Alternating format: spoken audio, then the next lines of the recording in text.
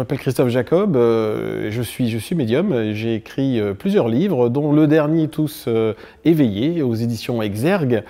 Et c'est un livre qui est très intéressant puisqu'il permet justement de comprendre comment fonctionne un médium, comment il permet de saisir les informations qui l'environnent dans l'univers. Et donc il y a une méthode qui est particulière qui s'appelle la connexence. Et la connexence qui signifie, en fait, c'est un néologisme, hein, c'est la création d'un mot, la connexion à son essence, la connexion à la connaissance, par le biais de méditations guidées dont la musique a été canalisée par mes soins et les textes, en sachant qu'il y a une spécificité, c'est que je ne suis absolument pas musicien, je ne connais pas du tout le solfège. Donc j'ai des souvenirs de solfège avec la flûte à bec à l'école, mais c'est lointain. Et donc ces musiques sont particulières car elles ont en fait un caractère aussi scientifique. J'ai moi-même une formation j'ai fait un cursus de psychologie à la fac.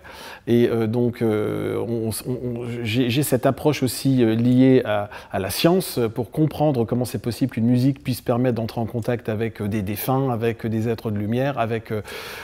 j'ai fait des recherches et il existe une science qui s'appelle la protéodie.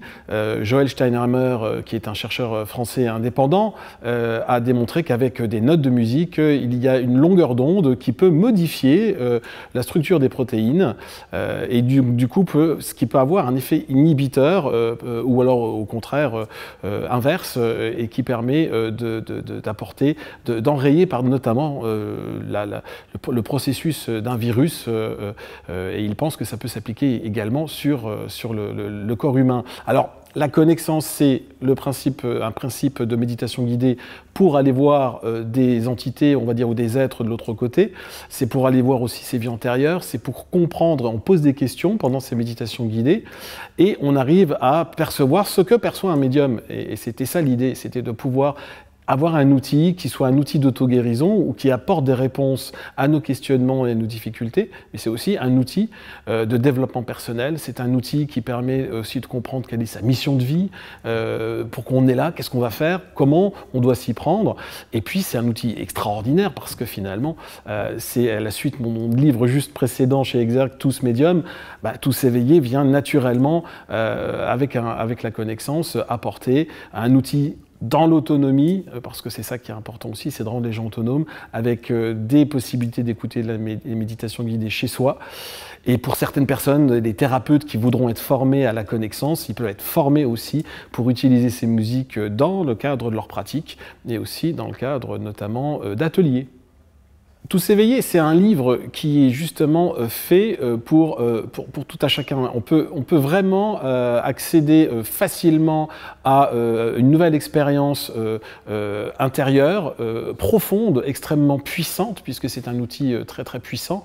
Comprendre qu'une musique peut éveiller, peut apporter l'éveil et peut être aussi un outil d'auto-guérison, c'est extraordinaire et c'est quelque chose qui doit être mis entre toutes les mains. Puisque c'est vraiment un outil très simple. On peut l'écouter chez soi, on peut le faire en atelier quand je donne des ateliers ou quand les coachs vont en donner.